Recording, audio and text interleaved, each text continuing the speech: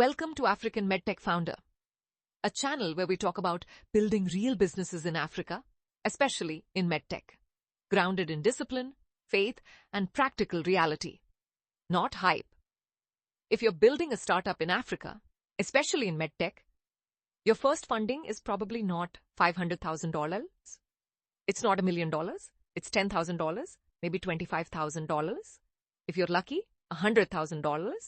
And with that amount, you're expected to prove your product works, navigate regulators, validate safety, build partnerships, and show traction, all while competing with founders in the global north, who sometimes raise 10 times more at pre-seed.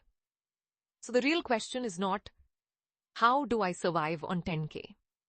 The real question is, how do I turn my first 10K into my next 100K? Because that first funding is not for survival. It is for leverage.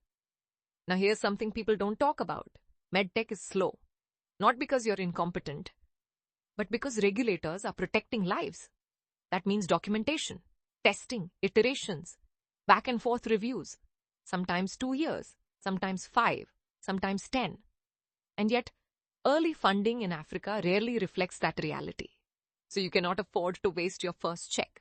Here's how you use it properly. First, do exactly what you promised, and more. If your proposal said you would build version 1, build it. If you said you would complete feasibility testing, complete it. If you said you would secure 2 pilot sites, secure them. But here's what most founders miss. Document everything. Photos, letters, reports, evidence. Investors don't fund ideas, they fund execution. Your first funding is your first public test of discipline, and trust compounds faster than revenue. Second, make noise about your achievements. African founders have a habit of building quietly. Stop that. If you secured regulatory engagement, post it. If you signed an MOU, share it. If you hit a milestone, talk about it. Visibility is not arrogance, it is strategy. No one funds silence. And before I continue, I want to ask you something. What did you do with your first funding? Drop it in the comments. I actually read them. Now third, build non-monetary traction. Don't ask, what can I buy with this money? Ask, what doors can this money unlock? Can you sign partnership agreements, secure pre-orders, get hospital letters of intent, formalize regulatory pathways, get university collaboration? Many of these cost little money, but they dramatically increase your valuation.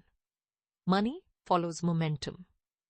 Fourth, be an open book. Some founders receive funding and disappear. That's a mistake. Send updates, quarterly emails, progress reports, lessons learned. Even when progress feels small, funders invest in people they trust.